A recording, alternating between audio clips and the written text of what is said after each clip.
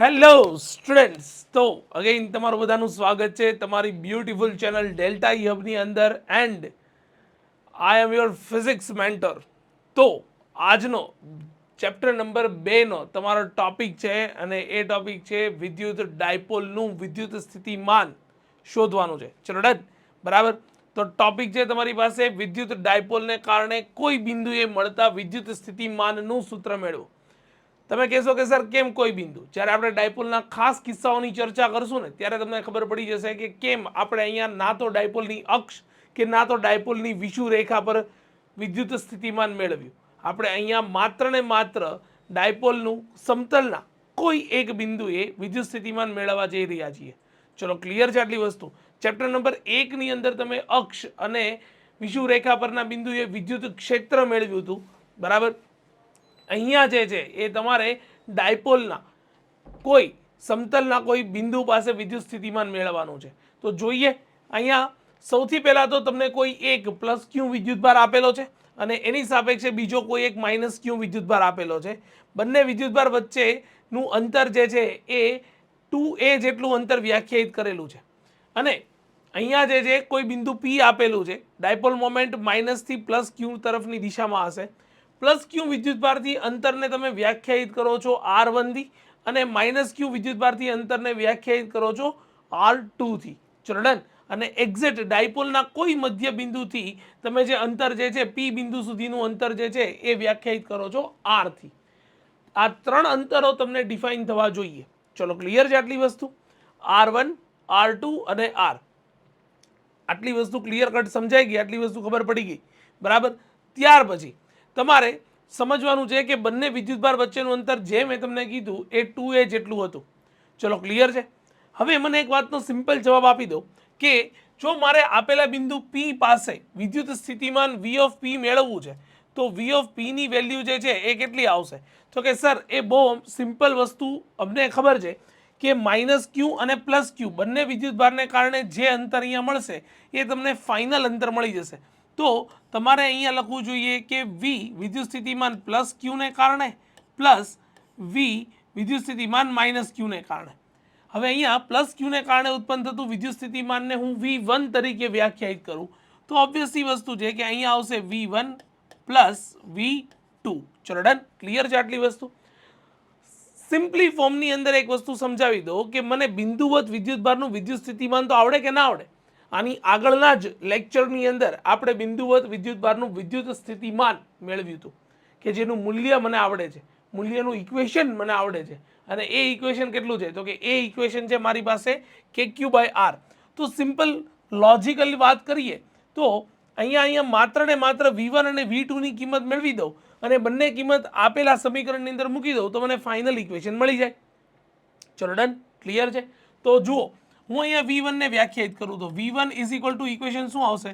તો કે KQ/R1 અને V2 ને વ્યાખ્યાયિત કરું તો V2 is equal two equation આવશે K માઇનસ Q/R2. ચલો ડન, આટલી વસ્તુ ખબર પડી ગઈ? આટલી વસ્તુ સમજાણી? તો V1 અને V2ની કિંમત જો હું આપેલા ઇક્વેશનની અંદર મૂકી દઉં તો મને ફાઇનલી જે ઇક્વેશન જે છે એ ઇક્વેશન મળશે કે બિંદુ P પાસેનું વિદ્યુત સ્થિતિમાન V of P is equal two V1 plus V2, અર્થાત મારે અહીંયા લખવું જોઈએ કે Q ના છેદમાં R1 plus K minus Q ના છેદમાં શું લખી શકાય? તો કે R2. હવે સિમ્પલ છે, કે ક્યુને જો હું કોમન નીકાળી દઉં તો કે ક્યુ ઇન્ટુ બ્રેકેટ મારી પાસે ઇક્વેશન બનશે 1/R1 માઇનસ 1/R2.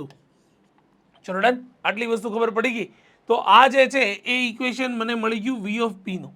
તો આટલું જ અહીંયા ફિઝિક્સ હતું ભાઈ, બરાબર. તમે કહેશો કે સર તમે તો એવું કહેતા હતા કે આખો ટોપિક બહુ લેન્ધી છે, મોટો છે. હા ભાઈ, હવે બાકી પાછળનું જે છે ને એ તો મેથેમેટિકલ સ્ટેપ જ છે, બીજું કશું નથી. તો હવે મારે અહીંયા V ઓફ P એટલે કે P બિંદુ પાસેનું વિદ્યુત સ્થિતિમાન જે છે, બરાબર, KQ into 1/R1 minus 1/R2 એટલે કે મારે 1/R1 અને 1/R2 જે મળ્યા, બરાબર, એટલે કે R1 અને R2 અંતર છે એને હવે માત્ર ને માત્ર Rના સ્વરૂપમાં લાવવાના છે અને થીટાના સ્વરૂપમાં મારે એને કન્સિડર કરવાના છે. સર કંઈ ખબર પડી નહીં? કોઈ વાંધો નહીં બેટા, ટેન્શન ના લે. બરાબર. હવે બાકીનું આગળનું જે મેથ્સ છે ને એ હું તને જે સમજાવું ને એટલું સમજી લે. ઇન શોર્ટ મારે 1/R1 ને 1/R2 ની ફાઇનલી કિંમત મેળવવાની છે અને એ કિંમત હું આ સૂત્રની અંદર મૂકી દઈશ. એ પહેલાં મેથ્સ મને કંઈક આવું શીખવાડે છે કે હું સિમ્પલ ફોર્મની અંદર અહીંયા સમજી લેજે કે જો હું અહીંથી એક્ઝેક્ટ R1 ઉપરનો જો હું લંબ પાદ દોરું છું, બરાબર, એટલે કે એક પરપેન્ડિક્યુલર ડ્રો કરું છું, તો આ બિંદુથી આ બિંદુ પછીનું જે આરનું અંતર છે અને R1નું અંતર છે, આ અંતર સમાન થઈ જશે, આ અંતરો સમાન થઈ જશે. ચલો ક્લિયર? આટલી વસ્તુ ખબર પડી, બરાબર? આટલી વસ્તુ સમજાણી. હવે બીજી વસ્તુ એક એવી થઈ જાય કે તમને એવી ખબર છે કે આખું અંતર 2a છે, સોરી આખું જે અંતર જે છે એ કેટલું છે તો કે 2a જેટલું છે. હવે તો આ અંતર કેટલું થશે તો કે a જેટલું થશે, આ અંતર કેટલું થઈ જશે a જેટલું થશે. હવે આ a જેટલા અંતરે જો અહીંયા થીટા ખૂણો બનાવે તો જેની સાથે થીટા ખૂણો બનાવે એનો કોસ ઘટક થઈ જાય. એટલે કે મારે અહીંયા લખવું જોઈએ કે અહીંયા હું એને લખીશ a cos થીટા, આને શું લખીશ તો કે a cos થીટા. ચલ ડન, આટલી વસ્તુ ખબર પડી. અને જો હું a cos થીટા લખું તો હવે મને એક વાતનો જવાબ આપો કે R1 ઇઝ ઇક્વલ ટુ શું લખાય તો કે આખો R વત્તા a cos થીટા લખાય.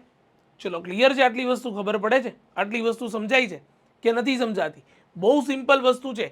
મારે R1 ને વ્યાખ્યાયિત કરવું હોય તો R1 ઇઝ ઇક્વલ ટુ શું લખાય તો કે હું આખા R માંથી મેં જે આટલાને a cos થીટા ડિફાઇન કર્યું એને હું બાદ કરી દઉં તો બાકીનું અંતર શું મળશે? R1 મળશે.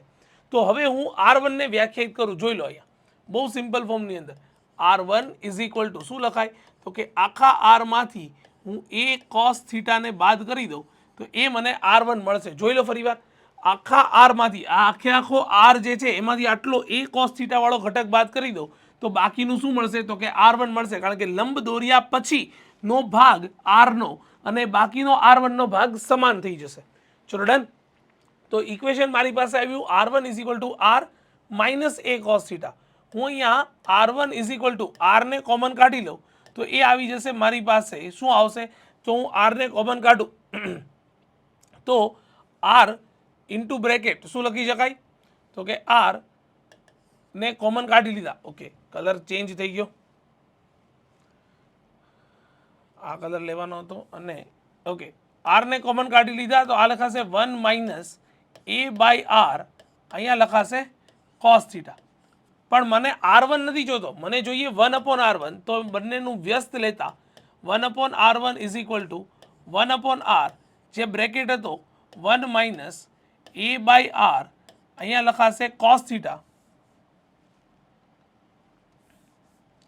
અહીંયા લખાશે cos theta raise to inverse એટલે કે -1. ચલો ક્લિયર છે? આટલી વસ્તુ ખબર પડે છે? આટલી વસ્તુ સમજાય છે?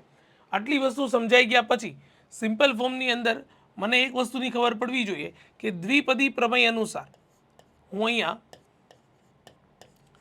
દ્વિપદી પ્રમેય અનુસાર મેથેમેટિકલ ટૂલની અંદર તમે આ પ્રમેય ભણીને આવ્યા હોવા જોઈએ. માઇનસ સાઇન આગળ આવી જશે અને આને હું કંઈક આ રીતે વ્યાખ્યાયિત કરી શકીશ. કઈ રીતે વ્યાખ્યાયિત કરી શકું તો કે બહુ સિમ્પલ છે. આને હું લખી શકીશ 1/R1 is equal to 1/R into bracket 1 minus sign આગળ આવી જાય, માઇનસ માઇનસ થઈ ગયા પ્લસ a બાય R અને એ થઈ જશે cos થીટા. ચલો ડન, ક્લિયર છે આટલી વસ્તુ? તો મને 1/R1 ની કિંમત મળી ગઈ.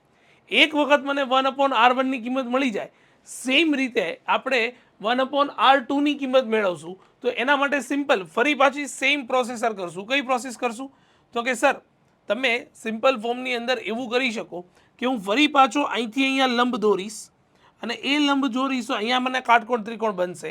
જેમ ઉપરનો a જેટલો પાર્ટ હતો એમ આ પણ અંતર કેટલું થઈ જશે તો કે a જેટલું થઈ જશે. અને જો a જેટલું અંતર હોય અને p બિંદુ ખૂબ જ દૂર છે તો આ થીટા ખૂણો બનતો હોય તો અહીંથી પણ બનતો ખૂણો કેટલો હશે તો કે થીટા હશે. જો આ થીટા હશે તો આને વ્યાખ્યાયિત કરી શકાય a cos થીટા અને a cos થીટા વ્યાખ્યાયિત કરી શકાય. તો હવે તમે સમજો કે આખું R અંતર અને લંબ દોર્યા પછી આ પાર્ટ જે છે એ બંને કેવા થઈ જશે? સમાન થઈ જશે. ચલો ક્લિયર? તો આના માટે હું લખી શકીશ કે આખું આર બરાબર શું લખી શકાય? તો કે R2 માંથી હું એક કોસ થીટાને બાદ કરું ને એટલું લખી શકાય. ફરીવાર આખું આર અંતર જે છે એ લંબ દોર્યા પછી સમાન હતું, તો R2 આખા R2 માંથી હું આટલો એ કોસ થીટા બાદ કરું તો બાકીનું જે અંતર મળશે એક એક્ઝેક્ટ કોના જેટલું મળશે? તો કે આર જેટલું મળશે. ચલો ક્લિયર. તો હવે હું એના માટે લખી શકીશ કે આકૃતિ પરથી R2 is equal two sorry R is equal two લખવાનું છે ને મારે. R ઇઝ ઇક્વલ ટુ ફરીવાર અહીંયા સમજી લો, આખે આખું આર અંતર કોના માટે થશે? તો કે આખા R2 માંથી હું એ કોસ થીટાને બાદ કરીશ એટલું થશે. તો હું અહીંયા લખીશ R is equal two R2 માંથી હું કોને બાદ કરીશ? તો કે એ કોસ થીટાને બાદ કરું એટલું અંતર મને મળી જાય. મને આર નથી જોતો, મને તો R2 જોઈએ છે. કેમ R2 જોઈએ છે? કારણ કે આપણા ઇક્વેશનમાં મને 1/R1 ને 1/R2 ની કિંમત મૂકવાની છે. તો સિમ્પલ હું અહીંયા લખીશ R2 ને સૂત્રનો કરતા બનાવી દઉં તો R2 ઇઝ ઇક્વલ ટુ બોલ શું લખી શકાય? તો કે R માઇનસ એ કોસ થીટા લખી શકાય. ચલ આટલી વસ્તુ ખબર પડે? આટલી વસ્તુ સમજાય? હા કે ના બોલી જાય? ચાલ ફટાફટ. આટલી વસ્તુ સમજાણી કે ના સમજાણી? બરાબર. R2 ને હું સૂત્રનો કરતા બનાવી દઉં, sorry R plus a cos theta લખી શકાય. R plus a cos theta માત્ર આને આ બાજુ લઈ જવાનું છે. ક્લિયર છે? બરાબર. હવે મને R2 નહીં જોઈએ, મને 1/R2 જોઈએ, પણ એના માટે સૌથી પહેલા R ને કોમન કાઢી લઉં. તો R ને કોમન કાઢી લઉં તો બ્રેકેટમાં આવશે 1 પ્લસ શું આવશે? A by R. આ લખાશે કોસ થીટા. એક્ઝેક્ટ આ જ મેથડને ફોલો કરવાની છે. ચલો ડન. તો અહીંયા આવશે 1/R2 ઇન્વર્સ કરી દઈએ. 1/R ઇન્ટુ બ્રેકેટ 1 પ્લસ શું લખાશે? A by R. અહીંયા લખાશે કોસ થીટા રેસ ટુ -1, કારણ કે આપણે વ્યસ્ત કરી દીધું. ચલો ક્લિયર. અને સેમ વસ્તુ અહીંયા આપણે રિપીટ કરશું. કોના અનુસાર? તો કે સર દ્વિપદી પ્રમેય અનુસાર. આપણે અહીંયા લખશું શું લખશું? તો કે દ્વિપદી પ્રમેય અનુસાર. બરાબર. આપણે અહીંયા લખી શકીએ શું લખી શકીએ? તો કે આપણે અહીંયા લખી શકીએ 1/R2 is equal to 1/R into bracket 1 minus નિશાની આગળ આવી જાય minus A by R cos theta. ચલો ડન. મને એક વખત 1/R1 ની કિંમત મળી, બીજી બાજુ અહીંયા 1/R2 ની કિંમત મળી. માત્ર મારે બીજું કશું જ કરવાનું નથી. મારે આ ઇક્વેશનની અંદર V ઓફ P ના ઇક્વેશનની અંદર મારે 1/R1 ને 1/R2 ની કિંમત મૂકવાની છે. ચલો ક્લિયર. તો સિમ્પલ ફોર્મની અંદર હું અહીંયા લખીશ V of P is equal two equation શું હતું મારી પાસે? કે Q 1/R1 માઇનસ 1/R2. આ ઇક્વેશન હતું, જોઈ લો. ચલો done. 1/R1 minus 1/R2. 1/R1 is equal to 1/R 1 plus A by R cos theta. તો એના ઉપરથી હું અહીંયા ઇક્વેશનની અંદર વેલ્યુ સબસ્ટિટ્યૂટ કરી દઈશ અને એ વેલ્યુ આવશે મારી પાસે કે ક્યુ શું આવશે? તો કે ઇક્વેશન આવશે 1/R into bracket 1 minus A by R cos theta. ચલ ડન. જોઈ લે. Sorry 1 plus A by R cos theta. અને 1/R2 ની કિંમત શું આવશે? તો કે 1/R 1 minus A by R cos theta. તો અહીંયા હું લખીશ માઇનસ 1/R શું હતું? 1 minus A by R cos theta. 1 minus A by R cos theta. ચલ ડન. આટલી વસ્તુ ખબર પડી? આટલી વસ્તુ સમજાણી? હવે બહુ સિમ્પલ વસ્તુ છે. હું અહીંયા 1/R ને સૌથી પહેલા કોમન કાઢી લઉં તો ઇક્વેશન આવશે કે ક્યુ 1/R. કયા R ને કોમન કાઢ્યા? તો કે સિમ્પલ ફોર્મની અંદર સમજી લેજો, મેં કોમન કાઢ્યા આવડા 1/R. આને કોમન કાઢી લીધા. ચલો ડન. તો મારી પાસે ઇક્વેશન આવ્યું કે ક્યુ અપોન R. બ્રેકેટની અંદર શું વધ્યું? તો કે 1 plus A by R cos theta. Minus sign અંદર આપી દઉં, -1 minus minus plus A by R cos theta. ચલ આટલી વસ્તુ ખબર પડી? ચલ +1 -1 કેન્સલ આઉટ થઈ ગયું. અને again A by R cos theta. Again હું R ને કોમન કાઢું તો કે ક્યુ અપોન એક R તો હતો, બીજા કયા R ને કોમન કાઢ્યા? તો કે બીજા મેં કોમન કાઢ્યા એક આ R અને આ R. ચલો ડન. તો અહીંયા થઈ ગયું મારી પાસે શું થઈ ગયું તો કે એ થઈ ગયું કે q by r square into bracket મારી પાસે વધ્યું a cos theta plus a cos theta. ચલ આટલી વસ્તુ ખબર પડી, આટલી વસ્તુ સમજાણી. જો આટલી વસ્તુ સમજાઈ ગઈ હોય તો તમારી પાસે ઇક્વેશન બનશે કે ક્યુ બાય આર સ્ક્વેર અને અહીંયા આવી જશે મારી પાસે 2a કોસ થીટા. ચલો ડન. આટલી વસ્તુ ખબર પડી, આટલી વસ્તુ સમજાણી? હા કે નાનો જવાબ આપી દો. ચલો ફટાફટ. અહીંયા સુધી પહોંચી ગયા ને એટલે તમારું 90% કામ જે છે એ કમ્પ્લીટ થઈ ગયું. હવે માત્ર એક જ કોન્સેપ્ટ તમને યાદ હોવો જોઈએ. કયો કોન્સેપ્ટ યાદ હોવો જોઈએ? તો કે સર આપણે અહીંયા એવું ભણ્યા હતા. કેવું ભણ્યા હતા? તો કે આપણે અહીંયા એવું ભણેલા છે કે 2a q બોલ શું લખી શકાય? તો કે ફર્સ્ટ ચેપ્ટરની અંદર આપણે આને વ્યાખ્યાયિત કર્યું હતું 2a q ને લખી શકાય ડાયપોલ મોમેન્ટ p. ચલો ક્લિયર છે આટલી વસ્તુ? તો હું અહીંયા સિમ્પલ ફોર્મની અંદર આ તમને જે મળ્યું એ તમને શું મળ્યું? તો કે આ તમને મળ્યું v ઓફ p. એક વખત v ઓફ p ની કિંમત તમને આટલી મળી જાય તો તમે આવું લખી શકો હવે કે v of p is equal two k તો હતો 2a q એટલે p લખી શકાય તો k p cos થીટા ના છેદમાં r સ્ક્વેર. તો આ તમને ફાઇનલ ઇક્વેશન મળી ગયું ડાયપોલ મોમેન્ટને કારણે. ડાયપોલને કારણે. કયા ડાયપોલને કારણે? આ ડાયપોલને કારણે આપેલા બિંદુ P પાસે ઉત્પન્ન થતું વિદ્યુત સ્થિતિમાન. ચલો ક્લિયર? કે જે આજનો લેક્ચરનો તમારો ટોપિક હતો. તો તમને મળ્યું v of p is equal two એટલે કે p બિંદુ પાસેનું વિદ્યુત સ્થિતિમાન kp upon r square into cos theta. ચલો ક્લિયર છે? આટલી વસ્તુ ખબર પડી ગઈ, આટલી વસ્તુ સમજાણી. હવે મને એક વાતનો જવાબ આપી દો કે વિદ્યુત સ્થિતિમાન v ઓફ p અગેન કઈ ક્વોન્ટિટી છે? સ્કેલર ક્વોન્ટિટી, અદિશ ભૌતિક રાશિ છે. કે તો બાય ડિફોલ્ટ અચળાંક છે, બરાબર. અને અહીંયા p ને જો હું સદિશના સ્વરૂપમાં લખું તો કોસ થીટા જે છે એ ડોટ પ્રોડક્ટ આવી જાય. અહીંયા આવી જાય આર કેપ ના છેદમાં લખી શકાય આર સ્ક્વેર. તો અહીંયા હેશટેગ કરીને ઇમ્પોર્ટન્ટ વસ્તુ જે છે એ હું તમને દર્શાવવા જઈ રહ્યો છું. અને ખાસ વસ્તુ યાદ રાખજો કે ડાયપોલનું જે વિદ્યુત સ્થિતિમાન છે, ડાયપોલનું વિદ્યુત સ્થિતિમાન જે છે એ કોના વ્યસ્ત પ્રમાણમાં હોય? તો કે 1/r સ્ક્વેર ના સમપ્રમાણમાં હોય. વ્યસ્ત પ્રમાણ થયું અંતરના વર્ગનો વ્યસ્ત થયો, બરાબર. પણ સમપ્રમાણ જો તમે બોલો છો તો 1/r સ્ક્વેર બોલવું જોઈએ. તો જેમ વિદ્યુત ક્ષેત્ર જે છે એ 1/r ક્યુબના સમપ્રમાણમાં હતું. કોનું? ડાયપોલનું. એવી રીતે ડાયપોલનું વિદ્યુત સ્થિતિમાન જે છે એ 1/r સ્ક્વેરના સમપ્રમાણમાં થશે. ચલો ક્લિયર? તો આ રીતે લખી શકાય. તો આ થઈ ગયું તમારું ડાયપોલનું વિદ્યુત સ્થિતિમાન. કયા અંતરે? તો કે r જેટલા અંતરે ડાયપોલનું વિદ્યુત સ્થિતિમાનનું આ સૂત્ર થયું. ચલો ડન. ક્લિયર છે? તો kp બાય r સ્ક્વેર એ તમારા ડાયપોલના વિદ્યુત સ્થિતિમાનનું સૂત્ર હતું. ચલો ડન. ક્લિયર છે? અગેન હું કહું છું એકદમ ઇઝી છે, કશું છે નહીં. માત્ર ને માત્ર ડાયપોલ છે. p બિંદુએ તમારે વિદ્યુત સ્થિતિમાન શોધવાનું છે. ઇન્ડિવિડ્યુઅલ બંને વિદ્યુતભારના વિદ્યુત સ્થિતિમાનનો સરવાળો થઈ જશે.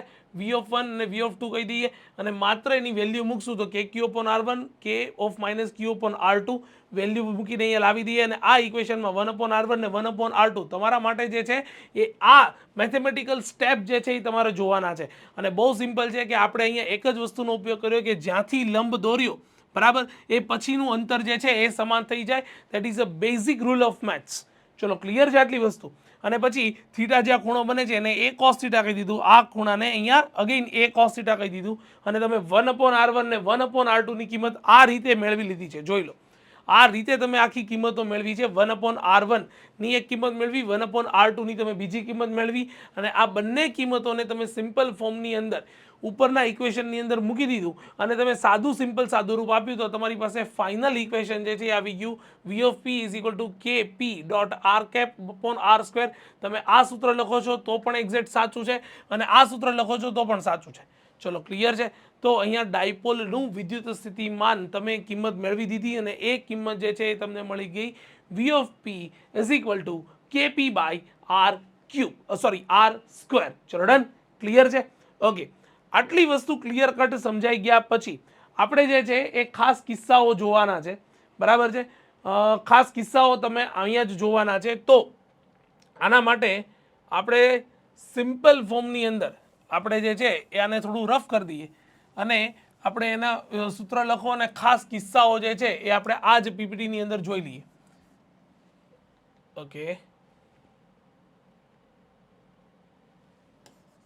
ઓકે, તો ડાયપોલનું વિદ્યુત સ્થિતિમાનનું સૂત્ર લખો અને એના ખાસ કિસ્સાઓ. ચલો, સૂત્ર તો બહુ સિમ્પલ છે. સૂત્ર છે કે ની જગ્યાએ 1/4πε0 p cos θ by r square, અથવા તો તમારી પાસે મેં તમને ઇક્વેશન લખાયું કે ની બદલે અહીંયા લખીને આપ્યું છે 1/4πε0, અને that is not new for you guys, હે ને, તમારા માટે નવું નથી. એ બહુ સિમ્પલ વસ્તુ છે. ઓકે, જ્યાં p જે છે ડાયપોલ મોમેન્ટ છે, થીટા જે છે એ સદિશ r અને ડાયપોલ મોમેન્ટ p વચ્ચેનો ખૂણો છે, બરાબર છે. અને નેક્સ્ટ જે આપણે જોવાનું છે કે વિદ્યુત ડાયપોલનું સૂત્ર લખીને ખાસ કિસ્સાઓની અંદર જે બિંદુ પાસે વિદ્યુત ડાયપોલનું મેળવવાનું છે તેને અક્ષ પર આવેલું હોય. તમે જે ડાયપોલ માટેનું વિદ્યુત સ્થિતિમાન મેળવ્યું એ સમતલના કોઈ બિંદુ પાસે મેળવ્યું, બરાબર, કે જેને ડાયપોલ મોમેન્ટ સાથે આર સદિશે કંઈક થીટા ખૂણો બનાવ્યો હતો. ડાયપોલની ડાયપોલ મોમેન્ટ સાથે એણે કંઈક સદિશ બનાવ્યો હતો. નો યાદ હોય અને ન ખબર પડતી હોય તો તમારા માટે જે છે એ અહીંયા મૂકી બતાવી દઉં છું.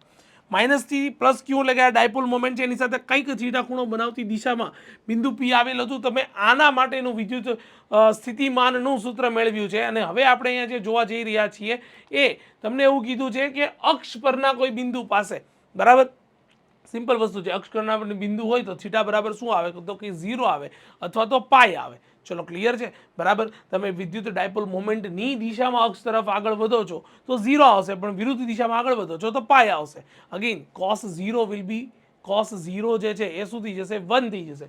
તો અહીંયા જે છે એ તમને ડાયપોલ મોમેન્ટનું સૂત્ર 0 હશે તો 1 એટલે કે ધન મળશે, વિદ્યુત સ્થિતિમાન ધન મળશે, અને પાઈ હશે તો ઋણ એટલે કે અહીંયા વિદ્યુત સ્થિતિમાન ઋણ મળશે. પાઈ છે એટલે કે -1 આવશે. ચલો, ડન. cos 0 1, cos પાઈ -1, તો પ્લસ ઓર માઇનસ કે પી બાય આર સ્ક્વેર. આ સૂત્ર મળી જશે વિદ્યુત સ્થિતિમાનનું. ચલો, ડન.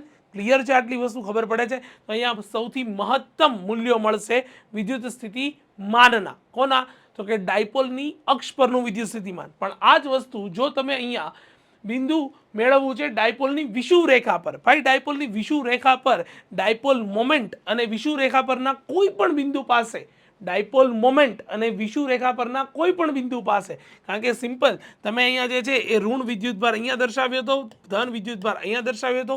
ડાયપોલ મોમેન્ટ જે છે એની દિશા ઋણથી ધન તરફની આ દિશામાં હશે.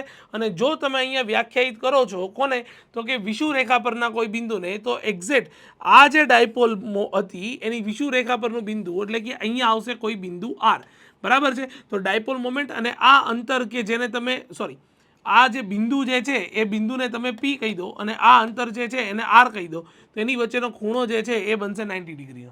ચલો, ડન. અને જો ખૂણો π/2 બનશે તો cos θ 0 થઈ જશે. તો ડાયપોલની વિષુવ રેખા પર યાદ રાખી લો કે જે બિંદુ પાસે વિદ્યુત સ્થિતિમાન મેળવવાનું છે તે ડાયપોલની ક્યાં આવેલું હોય તો કે વિષુવ રેખા પર આવેલું હોય. તો વિષુવ રેખા પરના તમામ બિંદુ પાસે ડાયપોલનું વિદ્યુત સ્થિતિમાન જે છે એ કેવું થઈ જશે, 0 થઈ જશે. આ વસ્તુ હંમેશા યાદ રાખજો, હેશટેગ મારીને યાદ રાખજો. વિદ્યુત સ્થિતિમાન કેવું થઈ જશે, 0. ચલો, ડન. ક્લિયર છે? આટલી વસ્તુ ખબર પડે, આટલી વસ્તુ સમજાય છે, બરાબર. આગળ વધીએ આપણે. આમ ડાયપોલની વિષુવ રેખા પરના એટલે કે વિદ્યુત રેખા પર વિદ્યુત સ્થિતિમાન વિદ્યુત રેખા પર ના આવે, એકચ્યુઅલી વિષુવ રેખા પર આવે. હા, it's a simply printing mistake અને એને તમે અહીંયા સુધારો કરો છો, બરાબર. કઈ રેખા આવશે તો કે અહીંયા આવશે વિષુવ રેખા. વિષુવ રેખા પરના વિદ્યુત સ્થિતિમાન કેવું થઈ જશે, 0 થાય છે. નેક્સ્ટ જોઈએ બિંદુવત વિદ્યુત ભાર માટે વિદ્યુત સ્થિતિમાન અને વિદ્યુત ડાયપોલ માટે વિદ્યુત સ્થિતિમાનના સૂત્ર લખો અને તેમના વચ્ચેના તફાવતના મુદ્દા જણાવો, બરાબર. આ વસ્તુ છે, બરાબર. ખબર નહીં કે બીજી વાર બંને વચ્ચેના સૂત્ર લખો ને તમે 2 વાર લખી નાખ્યું, કોઈ ટેન્શન નહીં.